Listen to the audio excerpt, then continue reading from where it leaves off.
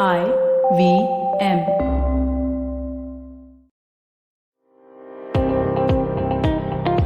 Welcome to All Things Policy, a daily podcast supported by Pragati, a flagship media initiative of the Takshashila Institution. We're a bunch of policy nerds based in Bengaluru, and we like to bring a fresh perspective to Indian affairs and an Indian perspective to global affairs. So grab a cup of coffee, sit back, and join us for today's chat. Welcome to today's episode. We're going to talk about jobs and the budget. And with me today, I've got Anupam Manur from Takshashila Institution. He's an assistant professor there and works along with all of us and guiding us on this project on 20 million jobs. I've got Aarushi Kataria on this call. Aarushi is a junior scholar at Takshashila and has been on many podcasts along with me on this topic. A new entrant to our team is Sudheesh Mishra, who's a marketing specialist and has joined our team recently. And I think all of us were very excited when we heard the finance minister during her budget speech this year talk about jobs. And she talked about creating 60 lakh jobs. We'll come down to like how big or small those numbers are. But nevertheless, I mean, she actually mentioned jobs. And that's a good thing by itself. Because if you look at a little chart that Sudisha made for me when we were researching this, was the number of times jobs was mentioned in the budget speech. You know, politicians like to talk a lot about things that they can do something about. And the very fact that they mention jobs very rarely in their budget speeches and in other places is indicative of their inability to effectively do much about it over the years. And in fact, jobs was mentioned just 3 times in this year's budget speech. It was also mentioned only 3 times in last year's budget speech. It had 4 times it was mentioned in 2020 and only twice in 2019. In contrast, Arun Jaitley in 2018 mentioned it 5 times. But the words that were more popular in her speech this year was more like digital, capital, tax, infrastructure, customs, etc. So these words were much more popular. They were mentioned like 30, 35 times in all these cases. So I think that's quite significant. It shows just by a cursory glance at the speech would tell you that those things seem to be of more importance than jobs themselves. Aarushi, we've been talking about 20 million jobs for a while. So what do you think? Do you think jobs are important, and why do you think they're important? So I think jobs are really important for various reasons, but purely if you were to understand anything in this world, you require money. So if you were to buy something, you'd need money. And a part of that buying power comes from income, if not all of it. And for that, jobs becomes extremely important. And the fact that it is shocking that the word jobs has been mentioned very few times in the budget itself, given that the budget has provisions to properly invest in sectors that could create jobs for a lot of people. Like something we spoke about was employment elasticity. So something that directly comes under the purview of the budget would be to invest in sectors that have high employment elasticity to ensure that when this investment happens in these sectors, the job growth is proportional. It would combat even what India has been facing as jobless growth. A second thing would be that when the government sort of increases the expenditures as well, it could do partly by financing a lot of government positions. As we've noted in a couple of our blogs as well, it has been that there are over 1 million vacancies in government jobs. And while the reason for this has partly been noted as a lack of skills in the people who are applying, which is what is leading to these jobs being unfilled, it could also be that a part of the government's expenditure could go to upskilling to ensure that you don't have these vacancies lying empty for a long period of time, because you do have people who want these jobs. You do have the jobs, but they're still not getting filled up. So I think we need to also examine the number that the finance minister gave us. So we're going to Yeah, and create. and Anupam has some interesting comments on those numbers. He was telling me that he loves those numbers and he thinks like, you know, the finance minister has done a fantastic job in talking about 60 lakh jobs.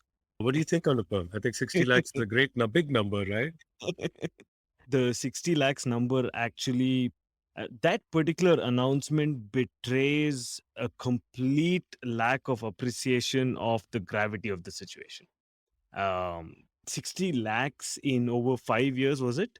is Yes. a drop in the ocean. I mean, it's I'm trying to find a suitable kind of metaphor to really describe how small an effort this is in terms of the overall this thing. But the closest that comes to mind is, you remember that small pickaxe that was used in Shawshank Redemption to Yeah. get out of the jail. But imagine using that pickaxe to dig a tunnel through a massive Himalayan mountain. Okay, Mm. that's what this announcement is in Yeah, terms of yeah. In scale. fact, Anupam, yeah, the metaphor that comes to my mind is one of there's an old Malayalam saying about how you can try to pick up an elephant by its hair on top of its head. You can try. Yeah, You might just be left with a clump of hair on your hands, but and a sure. very Anyway, angry elephant. very angry elephant. Not to mention that, right? And I think, I mean, that is symbolic of many other things, even in this situation. But no, but seriously, okay. So there's few things that we need to look out for here. Okay, I'm going to make my big pronouncements right at the beginning, which is that first, I think we should really recognize that it is not the job of the government to create jobs. Okay, right up front. I mean, now the fact that we are looking to the government for job creation tells us of the sorry state of the economy in general, because the job creation happens on its own in terms of private entrepreneurship. When people start businesses, when people do things on their own, jobs are supposed to be created. I mean, it's not that the government says tomorrow I'm going to create whatever x million jobs. You have to go back and say, why are these jobs not being created in the private economy on its own course? And that's where the government is responsible, that it acts as a deterrent for the natural process of job creation.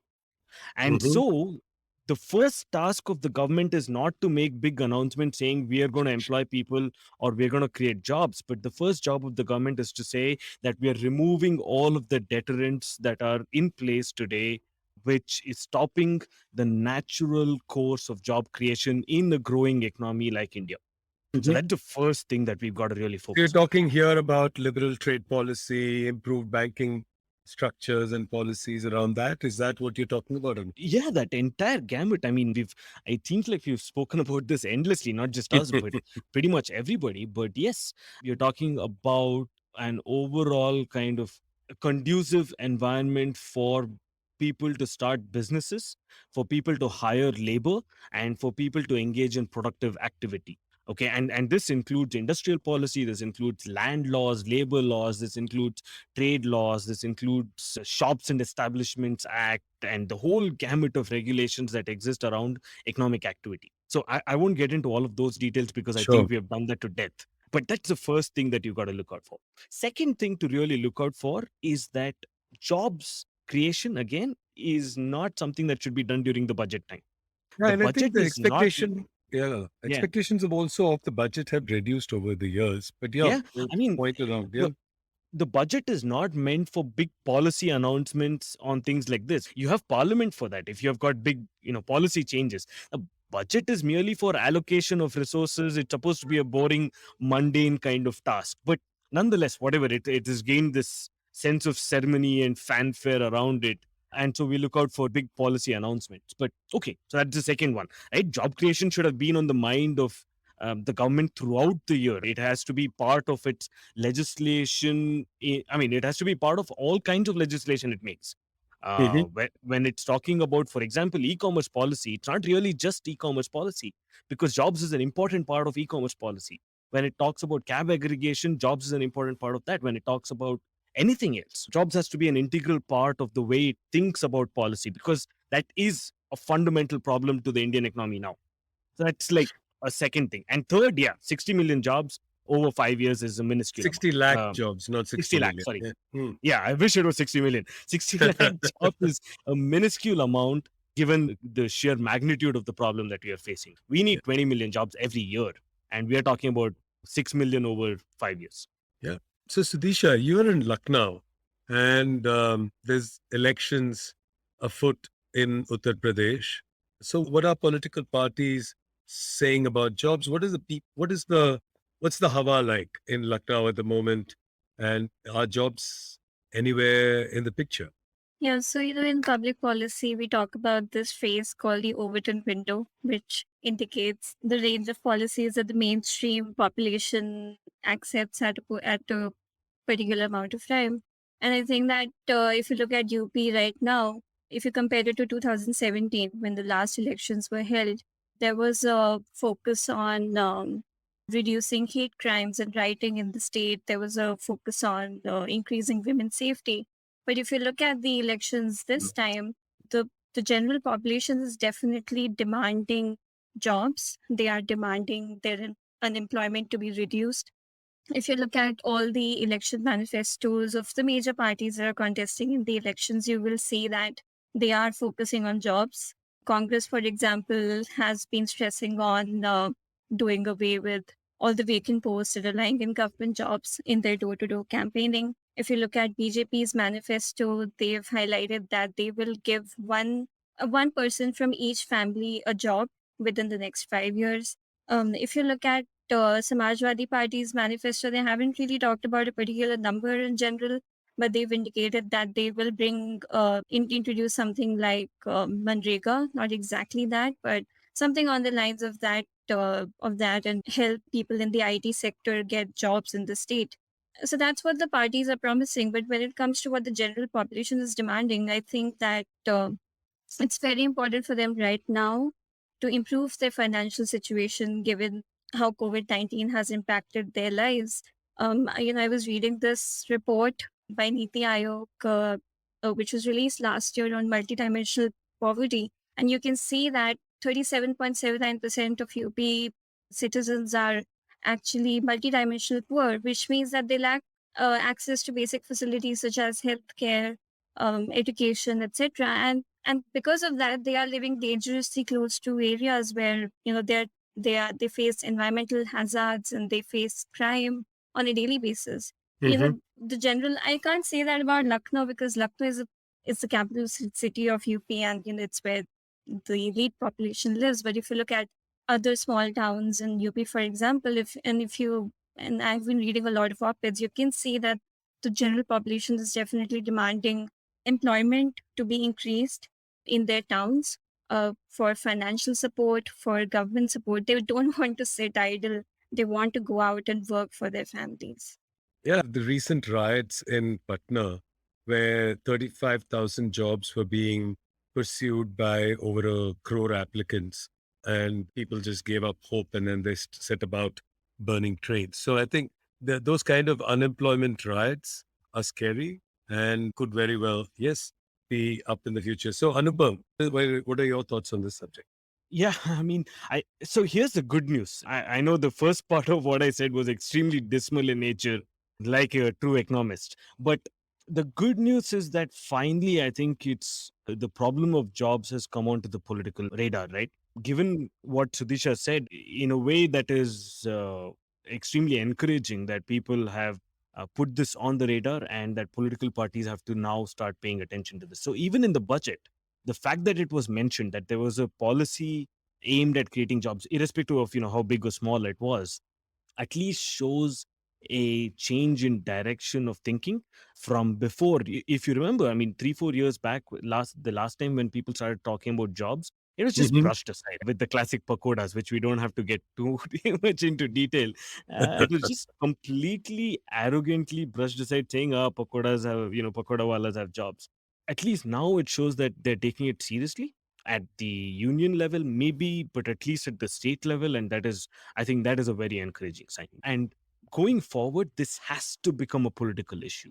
It seems like that's the only way we can get things done, when it becomes a political issue. Because if not, you're going to just see more and more of the riots that you mentioned. That's just one way that it's manifested. But the Mm-hmm. other deeper manifestations are riots and deep societal disturbances, which you can't directly link to these jobs, but you know that it's because of that. I mean, when you see youth, for example, going and destroying a KFC shop in the middle of the day, the first thing you think to yourself is, don't they have a job to go to? Right? And they don't. That's the point. And if they did, they wouldn't have the time to go around doing hooliganism, vandalism, lynching, and a whole bunch of other things. Those are other societal malaces which we don't have to get into. But I think the jobs problem is also central to some of those other ailments. Yeah, Anupam. And I think, if you look at the situation in India over the last 3 decades, while our GDP has been growing at a fairly good pace over the last 3 decades, you can ignore that one blip when growth went into a negative direction during COVID, but I think it's bounced back. But the problem is that the growth in GDP has been a largely jobless growth, with our employment elasticity having reduced from zero point 0.4 in the 90s to less than zero point 0.1 today. And and that's also been because there are sectoral variations in employment elasticity. And after a short break, we'll come back to you, Aarushi, and you can tell us about some of the features of this current budget where there are some positive indications of investment in some of the sectors where jobs can be created. Yeah, a short break. Hey everybody, it's been another great week on the IVM Podcast Network. We're so excited to bring you our next podcast by our favorite Tamil storyteller, Kavita Jiva. Venvalsani is the story of how the Tamil kings and kingdoms united to keep South India independent of Ashoka's rule. On The Habit Coach, Ashton speaks to psychiatrist and podcaster Dr. Fred Moss. They discuss ways to deal with discomfort and boredom. On Think Fast, Varun and Suchita give us key highlights from the 2022 budget and discuss the success of audioware company Boat. On The Longest Constitution, Priya takes a look at how courts interpret cases of color blindness and maternity relief at the workplace. On Press Decode, Sarah Vakta and Profula talk about China's media censorship and Bharat Pay's infamous co-founder Ashneer Grover. And on Pulyabazi, the hosts discuss how much the government spends on defense in their special series Ek Sawal Kahi Jawab. Do follow us on social media. We're IVM Podcast on Twitter, Facebook, Instagram, and LinkedIn. And remember, if you're enjoying this show or any of our others for that matter, please do tell a friend. Don't forget to rate us on any other platforms that you're listening to us, whether it's a rating, whether it's a review, it all helps. And do remember to check us out on YouTube. We have a number of channels. They're available on ivmpodcast.com/YouTube. And finally, I'd like to thank our sponsors this week, Bank of Baroda, CoinSwitch, Kuber, and HDFC Life Insurance. Thank you so much for making this possible. Okay, welcome back. And Arushi, you want to tell us about those areas where we have seen some increased thing? I saw in the budget document references to increase in capital expenditure by over 35%. I saw some conversations on increased allocations to highways and like ports, etc. So you want to give us some more details on that? Right. So I think the first thing would be to note, as you mentioned, there has been a 35% increase in capital expenditure. So in the previous budget, the allocation had been around 6.02 lakhs, but this is lakh crores, which is now increased to 7.5 lakh crores. And so what this essentially means is a lot of the money that we've been talking about will now go into capital expenditure, which, as you said, includes highways, includes buildings, includes various infrastructural projects that the government could undertake.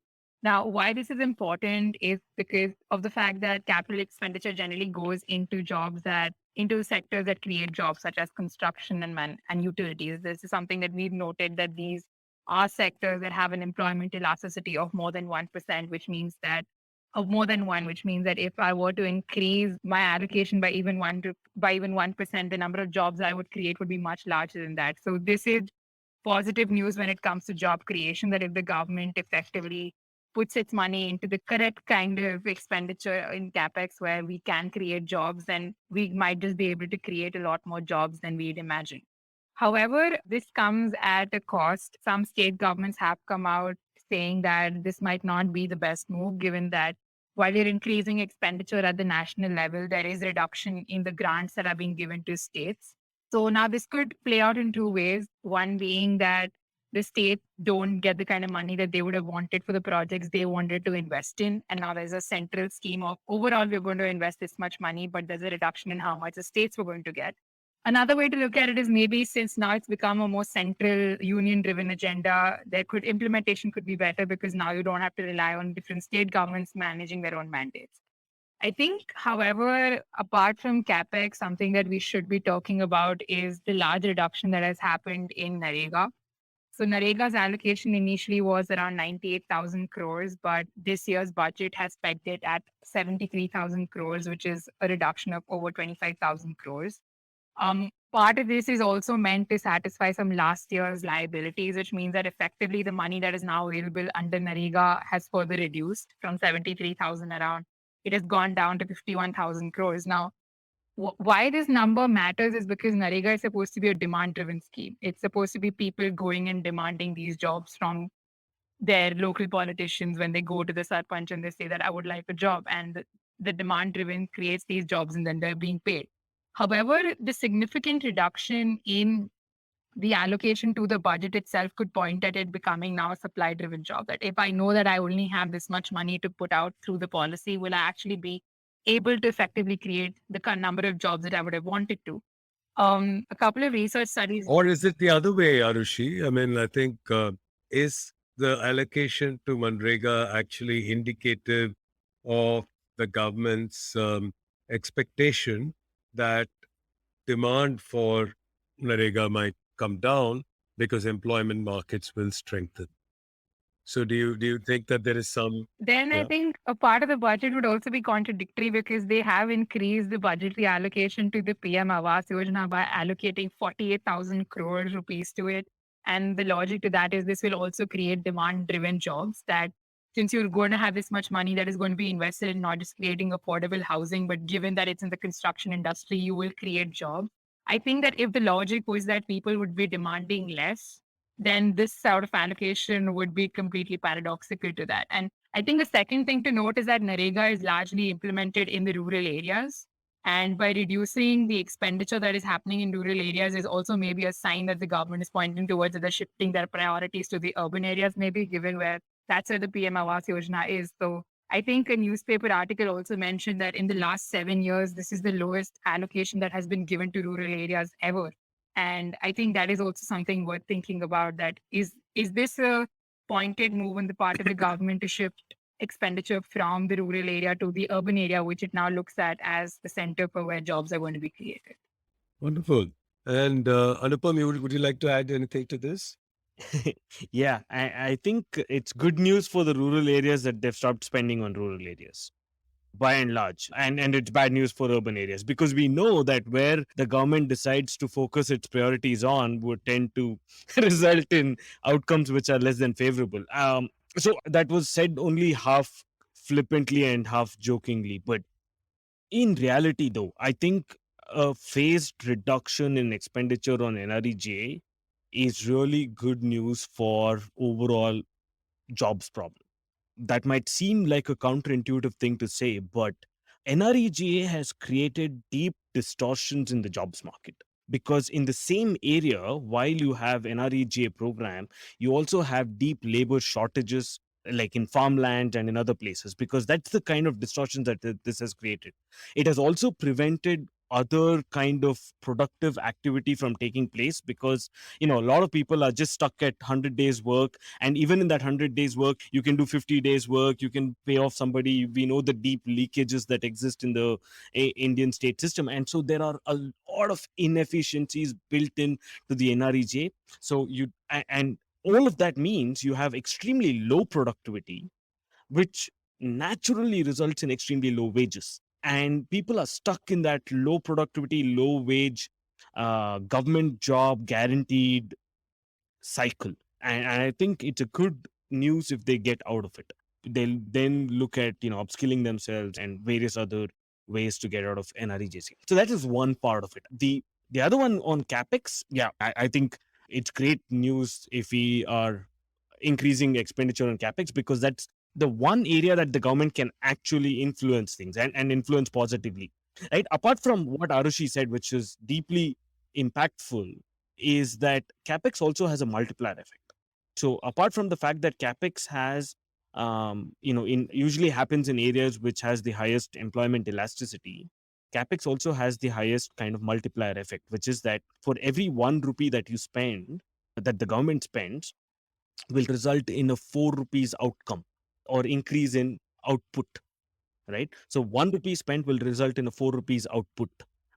for capital expenditure, as against, if you look at transfers or revenue expenditure, where for every 1 rupee spent, NREGA is a revenue expenditure, right, by and large. So for every 1 rupee spent, you get actually only 88 paisa in return, as terms of output or in terms of GDP increase, right? Any way you look at it. So focusing reduction in NREGA and other such schemes and focusing on Capex is actually good news.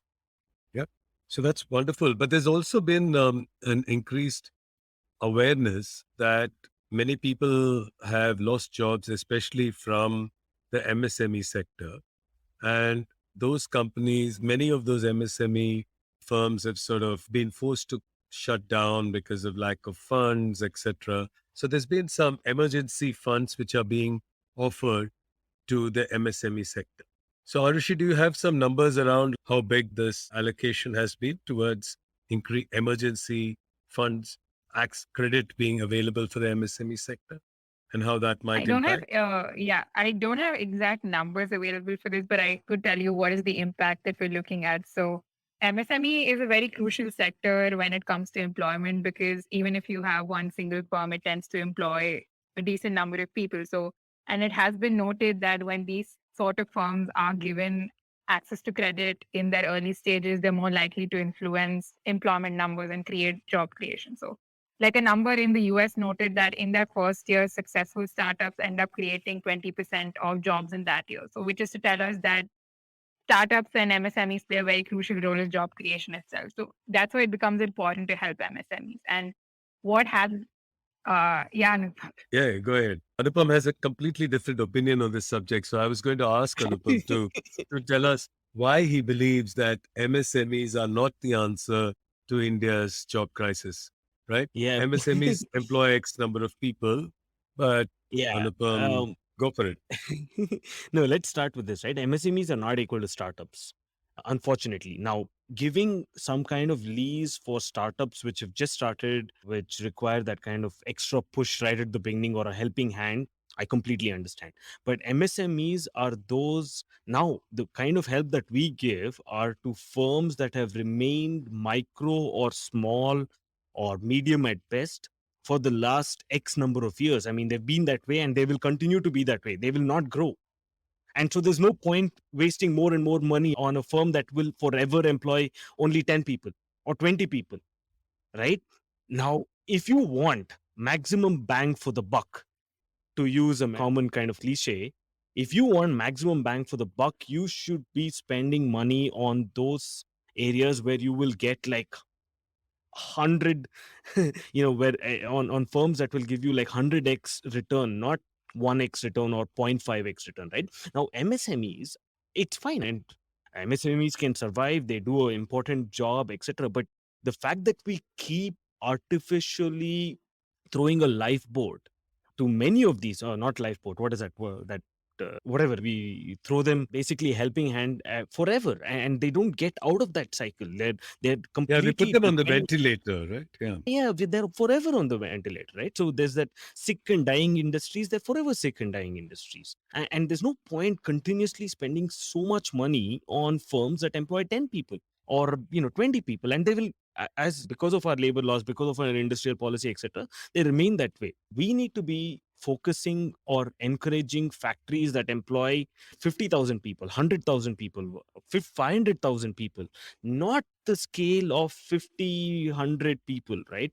This is the big difference between, let's say, India and China. We sometimes look aspirationally towards China for their industries. This is the big difference. In China, medium scale industry employs nearly 50 to 100,000 people. A medium scale industry in India is like 50 people. That's the difference in scale. So if you want to reach where China is, stop artificially propping up your MSME sector. Stop giving them a lifeline forever. It's done. I mean, this is a process of creative destruction. Sometimes you need some of these MSMEs to die out. You need bigger firms in their place, so which can hire a larger number of people. This is better for everybody, including those owners of MSMEs. They can now allocate and use the resources in a far more productive manner rather than just purely living off government subsidies and government lifelines. Yeah, it might be interesting. I have a question on that subject, Danupa. That is, The MSMEs, by their very nature, end up having higher employment elasticity than large firms. I say this because I think large firms can afford to invest more in automation and technology, etc., and are generally more productive and therefore have like lower employment elasticity. It might make those firms more competitive, but don't you see that MSMEs can, for the same investment, actually generate more jobs?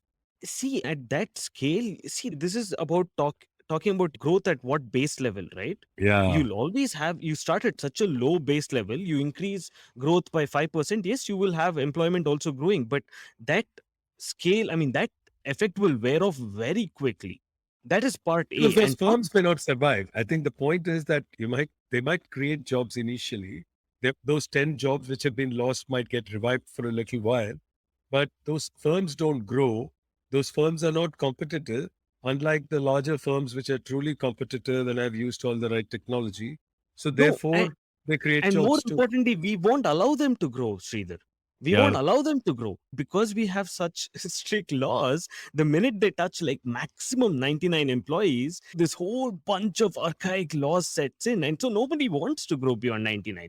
And therefore you've killed. So all of that effort that you've put in dies off at 99. But, if there are some companies that go beyond that, see, even that automation is again a factor or a result of a government policy. Let's not forget that, right? In India, for big companies to start automating for mundane routine tasks is completely out of the ordinary, and that is a direct result of bad public policy, which is basically your labor laws. There's no reason why firms should be capital intensive in such a labor abundant country, apart from the fact that we make it impossible to deal with labor in India. Yeah, and I think there's lots of work which has been done around labor law reforms about making India more competitive and like a better improving ease of doing business and so on.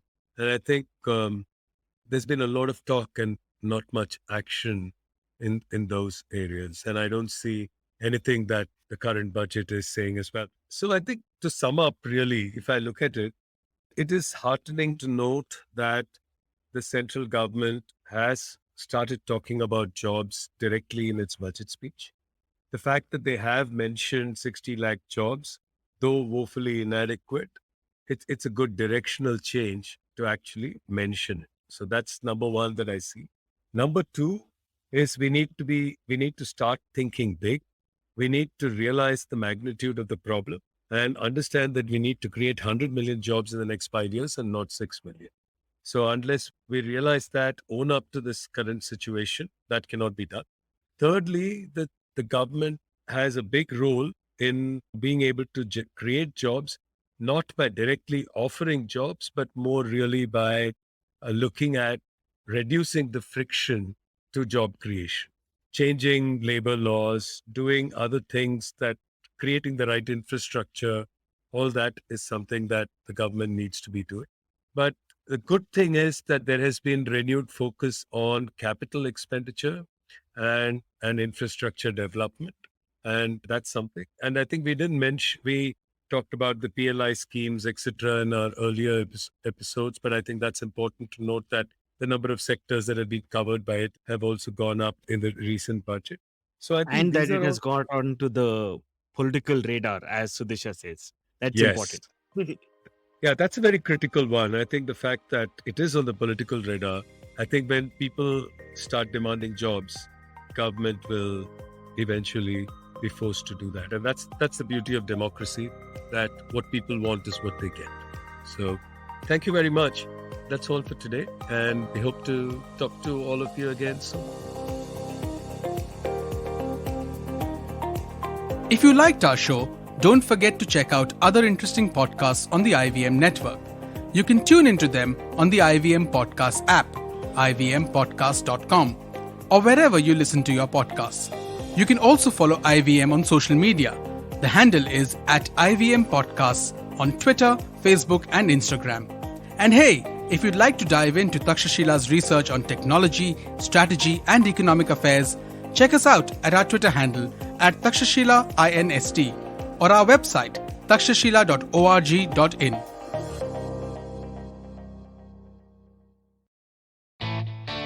A wise man once said, traveling, it makes you speechless, then turns you into a storyteller. Well, listen to such travel stories and experiences exploring India on the Musafir Stories with us, Saif and Faiza. Catch us on the IVM website, app, or wherever you get your podcasts from.